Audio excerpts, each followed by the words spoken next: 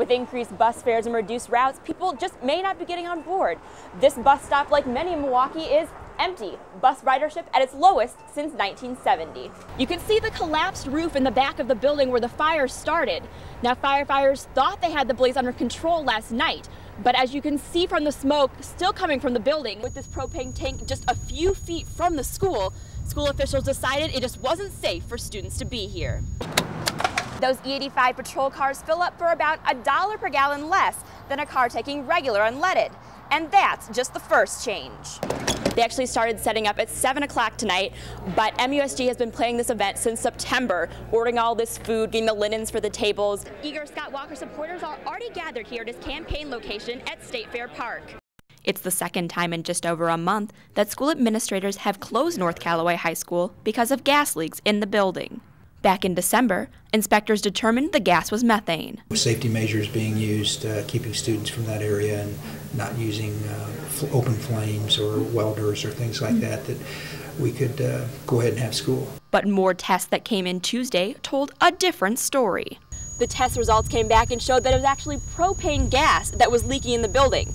Now, with this propane tank just a few feet from the school officials decided it just wasn't safe for students to be here. Now classes could be canceled for up to 2 weeks while a contractor replaces all the pipes in the building. They say the system is too old to just patch the leak. It's a time-sensitive issue, and consequently we need it repaired as soon as possible, as safe as possible. But even those students are happy to be out of class for now.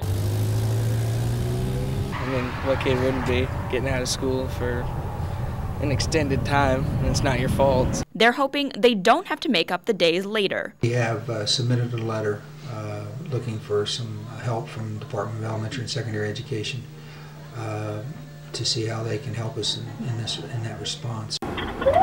It looks like your routine traffic stop. Not using your turn signal. He made a wide turn. He's got a window obstruction also. Cracked windshield. But this state trooper is also checking for human smugglers. He's part of a special unit set up by the Colorado legislature last year. They're charged with doing their normal duties, and if during the course of doing their normal duties they encounter immigration-related issues, they're now authorized to take action. The patrol has teamed up with the U.S. Immigration and Customs Enforcement Unit, or ICE, to enforce immigration laws across the state. But the troopers make it perfectly clear. They're not racially profiling, just enforcing traffic safety when they found illegal immigrants. It could be anything. The way the person's talking to you, the way, hand movements, sweating. The State Patrol has arrested more than 40 people for human smuggling in just the last year. And ICE says they've seen more than 60,000 arrests through this program.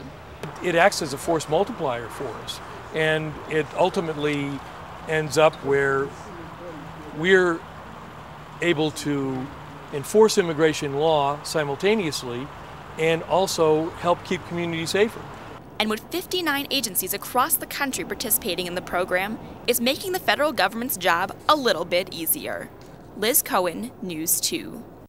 Ray is a typical college student. Just hanging out with friends, watching movies. I open a Netflix account. That way I can sit and watch as many movies whenever I have just a couple down moments. But not a typical first-time voter. I have an opportunity to shape the direction of the party and see where we're going to go forward. And it just is a really exciting time, This only happens once every 4 years.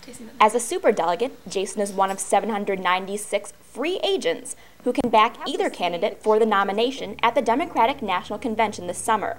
And he's been getting calls from everyone from John Kerry to Bill Clinton. It was a Friday night. I was getting ready to go out to dinner with some friends, and all of a sudden I pick up the phone. I say, "Hi, this is Jason." The other end goes, "Jason, please hold for the former president." And I just kind of sit for a minute and I think, is this real? And then I think, yeah, it is. They're calling on his support because the candidates recognize that he is the true student vote. They think that if I can endorse one or the other, that with me I can bring, all the college students across the country, which isn't necessarily the case. From Marquette University, I'm Liz Cohen reporting for WISN.com. I say all